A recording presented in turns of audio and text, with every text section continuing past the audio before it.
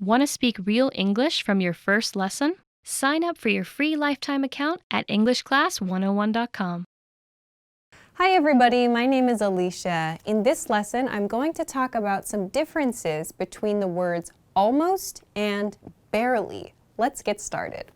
I want to start this lesson with the word almost.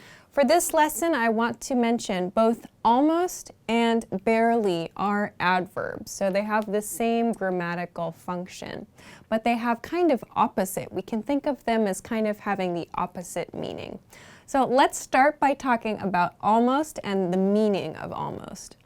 Almost can mean very nearly, but not exactly. It can mean not entirely or not completely. So I think this is best to explain with some example sentences. I'm going to share some example sentences that use almost in a couple different ways. Let's look at this first sentence. I almost missed my flight. I almost missed my flight. So to miss a flight means you can't catch the flight, like you're not in time for the flight. I almost missed my flight. So we know almost means very nearly, or not entirely, or not completely. So if we think about it, which of these fits nicely into this sentence? I feel very nearly is a great one to substitute. I very nearly missed my flight. I nearly missed my flight means I caught my flight. So I was very, very close. I very nearly did not catch my flight is another way to say this. But we say I almost missed. So that means this action came very close to happening, but it did not happen. Let's look at another example then. She almost fell off her bicycle, or she almost fell off of her bicycle is also okay. So here the verb is fell off, past tense of fall off. So that means she was riding a bicycle, or in this case, fall off, fell off refers to riding, in this case, a bicycle and like losing balance. So falling to the side, becoming separated from the bicycle. So she almost fell off her bicycle. Here we can use the same idea. Let's substitute very nearly for almost here. She very nearly fell off her bicycle. This means she did not fall off her bicycle, but she almost, or she very nearly did. It was very, very close to happening. So maybe she lost her balance on the bicycle, but she fixed it. She was able to continue riding her bicycle. So something that very nearly happened was this. This is the thing that very nearly happened, but it did not exactly happen. She almost fell off. So this thing did not happen, in other words. Okay, let's move on to a different way of using almost. This next sentence, almost everyone got a raise. So here we can think of this with very nearly, that works well here, or maybe not entirely, that's another good one, or not completely. Like all of these can fit well in this sentence to substitute. Almost everyone, very nearly everyone got a raise. So that means not everyone, but very close to everyone. So if there are 100 people in your company, maybe that means 95 people got a raise. So very close to everyone, very close to all people got a raise. So not everyone, not everything. So not entirely everyone, not completely everyone, but very nearly everyone got a raise.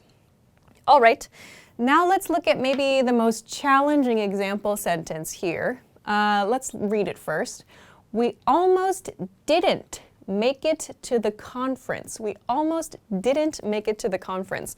So in this sentence, if we remove the word almost here, we didn't make it to the conference, it means we were not able to get to the conference. We couldn't make it in time for the conference.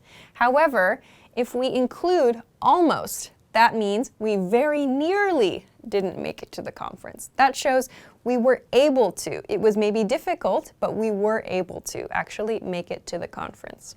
Okay, Let's move along to one more, a common one perhaps. You almost forgot your wallet. You almost forgot your wallet. Again, you very nearly forgot your wallet. So we can compare the same thing we did in this sentence, removing almost. You forgot your wallet means the wallet was left behind, like you don't have your wallet. However, you almost forgot your wallet is, imagine someone is running out the door to go to work and their roommate or their spouse shouts this, you almost forgot your wallet. Here, you very nearly left the house without your wallet. Here it is.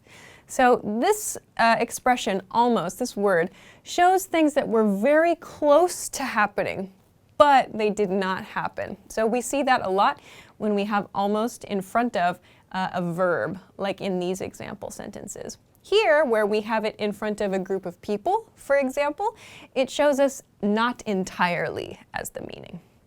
Okay, so let's compare this to barely now. I mentioned almost and barely are kind of like opposites a little bit. So again, barely is an adverb. Barely means only just. It can mean scarcely, hardly. It can also mean nothing to spare. I'll show some examples of this. So we can think about barely like almost not something. So let's compare some example sentences here. First one, I barely made my flight connection. I barely made my flight connection. So here we see barely before our verb, made. So to make a flight or to make a flight connection in this case means to be on time, to be able to go through the airport and catch your flight in time. So I barely made my flight connection. We can substitute these words again as we did with almost. I only just made my flight connection. So I made my flight connection with nothing to spare or no time to spare. So this barely shows us something was really difficult, but I did it. So this did happen. I barely made my flight connection.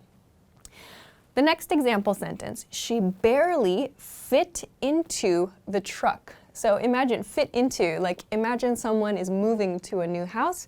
A truck is full of boxes and all kinds of objects from someone's house. So the truck is really, really full. She might say, or someone might say, she barely fit into, like her body barely fit into the truck because it was so full. So barely, again, we can substitute with only just. She barely or she only just fit into the truck. Means she was able to fit into the truck. She did it. It was possible. Okay, let's look at another one. He was barely able to get tickets to the concert. He was barely able to get tickets to the concert. Again, he was only just able to get tickets to the concert. So that means maybe it was difficult to do this. There were maybe just a few tickets left, and he purchased the tickets in time, like before they were all sold out. So he was barely able. That means this was possible. He achieved this thing. Okay, let's look now at the next example. Barely anyone came to the conference. So this one is going to be a little bit different. We can't substitute only just in this case. In this case, in a sample sentence like this, let's substitute hardly for this one. Hardly anyone came to the conference. That means almost no people came to the conference. So barely anyone shows us the turnout or the number of participants was very, very low for the conference. So this does not mean only just, it means very few or hardly. All right, let's move along to the last one. We barely had enough time to finish our project. We barely had enough time. This is a common expression. We barely had enough time to do something.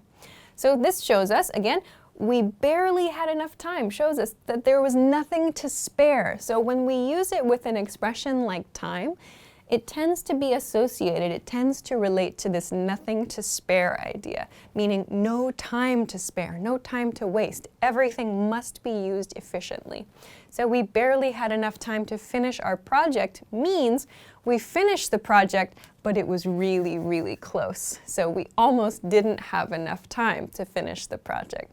So I've done this a couple times throughout the lesson, but actually there are some cases where we can kind of swap, we can kind of exchange these two words and make like the opposite version of a sentence. So the first example sentence is a great example. I almost missed my flight, and I barely made my flight, or I barely made my flight connection. These mean the same thing. They're just different ways of saying it. You'll notice with the verb almost, I almost missed. This is kind of a negative nuance. I almost didn't catch my flight. It almost didn't happen. Here, it's a more positive sounding verb. I barely made my flight. It was very close to not happening, but I did it. So when you use barely, you can think of this, like I said, it's kind of like the opposite of almost. These are actions, when we use it with verbs, that were very close to not happening, but it did happen. Over here, a reminder, almost is used for things that were very close to happening, but did not happen. There's another example I want to show you here from this one. Barely anyone came to the conference. I've used this here, barely anyone came to the conference, with this negative. Remember, we use like some and any with negatives and positives. Here I've used barely anyone came to the conference. Over here I used almost everyone in this one. So you'll notice that when we're using this kind of positive expression, almost everyone, we'll use something like this, everyone or everybody. However, this one we'll use anyone with, or anybody, barely anybody. It's a more negative expression, so we don't use barely everybody or barely everyone. Please use barely anyone here. Okay, so this is a quick introduction, I think, to a few different ways that you can use barely and almost, and the basic differences between these two.